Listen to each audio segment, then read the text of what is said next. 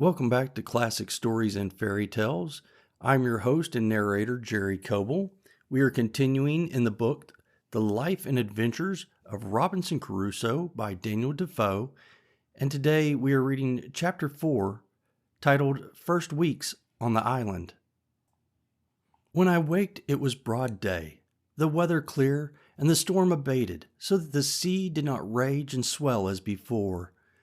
But that which surprised me most was that the ship was lifted off in the night from the sand where she lay by the swelling of the tide, and was driven up almost as far as the rock which at first mentioned, where I had been so bruised by the wave dashing me against it.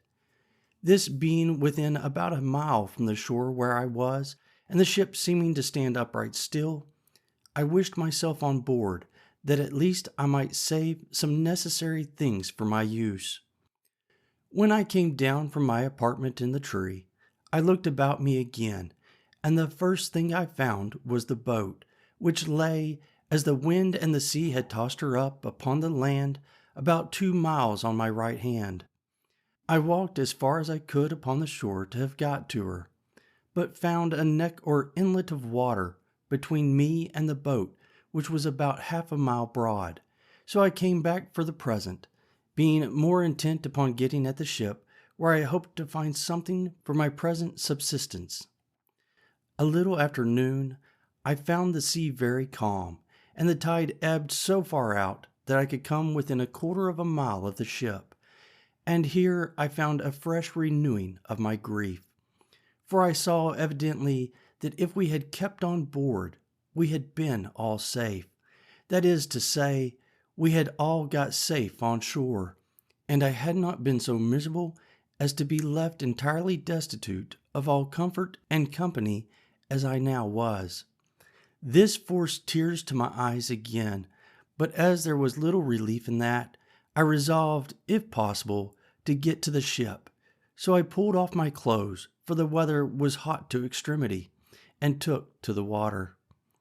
But when I came to the ship, my difficulty was still greater to know how to get on board, for as she lay aground and high out of the water, there was nothing within my reach to lay hold of.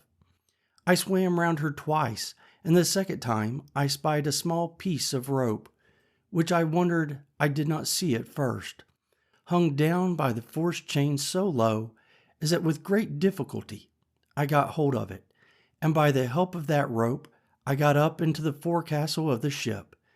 Here I found that the ship was bulged, and had a great deal of water in her hold, but that she lay so on the side of a bank or hard sand, or rather earth, that her stern lay lifted up upon the bank, and her head low, almost to the water. By this means all her quarters was free, and all that was in that part was dry. For you may be sure my first work was to search and to see what was spoiled and what was free. And first, I found that all the ship's provisions were dry and untouched by the water, and being very well disposed to eat, I went to the bread room and filled my pockets with biscuits, and ate it as I went about other things, for I had no time to lose. I also found some rum in the great cabin, of which I took a large dram, and which I had, indeed, need enough of to spirit me for what was before me. Now I wanted nothing but a boat to furnish myself with many things which I foresaw would be very necessary to me. It was in vain to sit still and wish for what was not to be had, and this extremity roused my application. We had several spare yards, and 2 or 3 large spars of wood, and a spare topmast or 2 in the ship. I resolved to fall to work with these, and I flung as many of them overboard as I could manage for their weight, tying every one with a rope, that they might not drive away. When this was done, I went down the ship's side, and pulling them to me, I tied 4 of them together at both ends as well as I could, in the form of a raft, and laying 2 or 3 short pieces of plank upon them crossways, I found I could walk upon it very well, but that it was not able to bear any great weight, the pieces being too light. So I went to work, and with a carpenter's saw, I cut a spare topmast into 3 lengths, and added them to my raft with a great deal of labor and pains.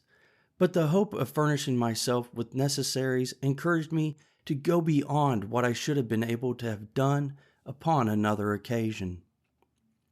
My raft was now strong enough to bear any reasonable weight.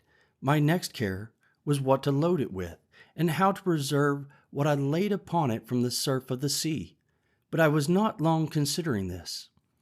I considered well what I most wanted. I got 3 of the seaman's chests, which I had broken open and emptied, and lowered them down upon my raft. The first of these I filled with provisions: bread, rice, 3 Dutch cheeses, 5 pieces of dried goat's flesh, which we lived much upon, and a little remainder of European corn, which had been laid by for some fowls which we brought to sea with us, but the fowls were killed. There had been some barley and wheat together, but, to my great disappointment, I found afterwards that the rats had eaten or spoiled it all. As for liquors, I found several cases of bottles belonging to our skipper, in which were some cordial waters, and in all about 5 or 6 gallons of rack. These I stowed by themselves, there being no need to put them into the chest, nor any room for them. While I was doing this, I found the tide begin to flow, though very calm, and I had the mortification to see my coat, shirt, and waistcoat, which I had left on the shore upon the sand, swim away.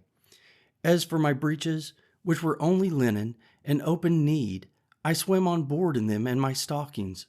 However, this set me on a rummaging for clothes, for which I found enough, but took no more than I wanted for present use, for I had other things which my eye was more upon, as, first, tools to work with on shore, and it was after long searching that I found out the carpenter's chest, which was, indeed, a very useful prize to me, and much more valuable than a shipload of gold would have been at that time.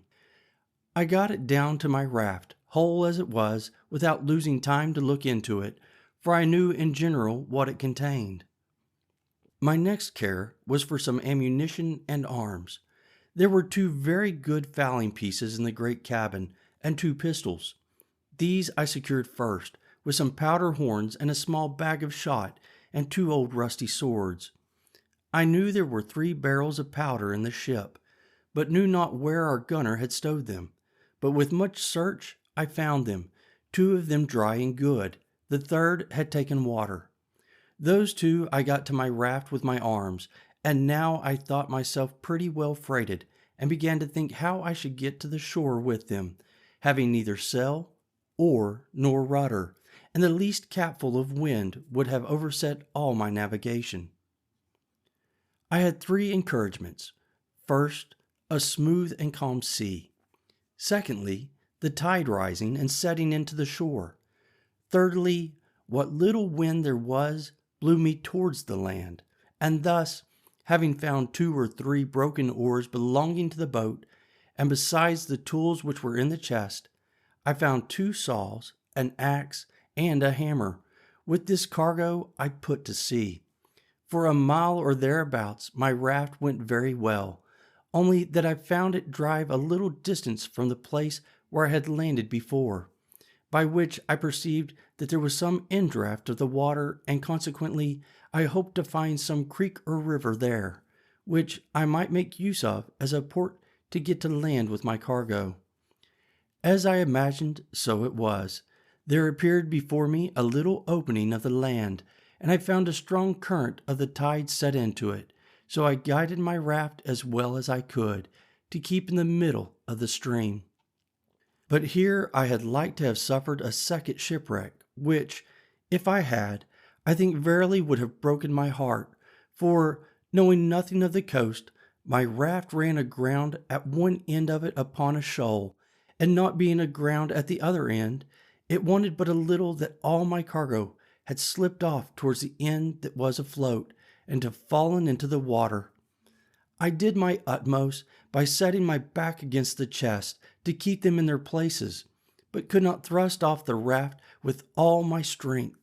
neither durst I stir from the posture I was in, but holding up the chest with all my might, I stood in that manner near half an hour, in which time the rising of the water brought me a little more upon a level, and a little after, the water still rising, my raft floated again, and I thrust her off with the oar I had into the channel, and then driving up higher, I at length found myself in the mouth of a little river, with land on both sides, and a strong current of tide running up. I looked on both sides for a proper place to get to shore, for I was not willing to be driven too high up the river, hoping in time to see some ships at sea, and therefore resolved to place myself as near the coast as I could. At length I spied a little cove on the right shore of the creek, to which with great pain and difficulty I guided my raft, and at last got so near that, reaching ground with my oar, I could thrust her directly in. But here I had like to have dipped all my cargo into the sea again, for that shore lying pretty steep, that is to say sloping, there was no lie so high, and the other sink lower, as before, that it would endanger my cargo again. All that I could do was to wait till the tide was at the highest, keeping the raft with my oar like an anchor, to hold the side of it fast to the shore, near a flat piece of ground, which I expected the water would flow over, and so it did. As soon as I found water enough, for my raft drew about a foot of water, I thrust her upon the flat piece of ground, and there fastened or moored her by sticking my 2 broken oars into the ground, one on one side near one end, and one on the other side near the other end, and thus I lay till the water ebbed away, and left my raft and all my cargo safe on shore. My next work was to view the country, and seek a proper place for my habitation, and where to stow my goods to secure them from whatever might happen. Where I was, I yet knew not, whether on the continent or on an island, whether inhabited or not inhabited, whether in danger of wild beast or not. There was a hill not above a mile from me, which rose up very steep and high, and which seemed to overtop some of the hills, which lay as in a ridge from it northward. I took out one of the fowling pieces, and one of the pistols, and a horn of powder, and thus armed, I traveled for discovery up to the top of that hill, where, after I had with great labor and difficulty got to the top, I saw my fate, to my great affliction, that I was in an island environed every way with the sea, no land to be seen except some rocks, which lay a great way off, and 2 small islands less than this, which lay about 3 leagues to the west. I found also that the island I was in was barren, and, as I saw good reason to believe, uninhabited except by wild beasts, of whom, however, I saw none. Yet I saw abundance of fowls, but knew not their kinds, neither when I killed them could I tell what was fit for food and what was not. At my coming back, I shot at a great bird which I saw sitting upon a tree on the side of a great wood. I believed it was the first gun that had been fired there since the creation of the world. I had no sooner fired than from all parts of the wood there arose an innumerable number of fowls, of many sorts, making a confused screaming and crying, and every one according to his usual note, but not one of them of any kind that I knew. As for the creature I killed, I took it to be a kind of hawk, its color and beak resembling it, but it had no talons or claws more than common. Its flesh was carrion, and fit for nothing. Contented with this discovery, I came back to my raft, and fell to work to bring my cargo on shore, which took me up the rest of that day. What to do with myself at night I knew not, nor indeed where to rest, for I was afraid to lie down on the ground, not knowing but some wild beast might devour me, though, as I afterwards found, there was really no need for those fears.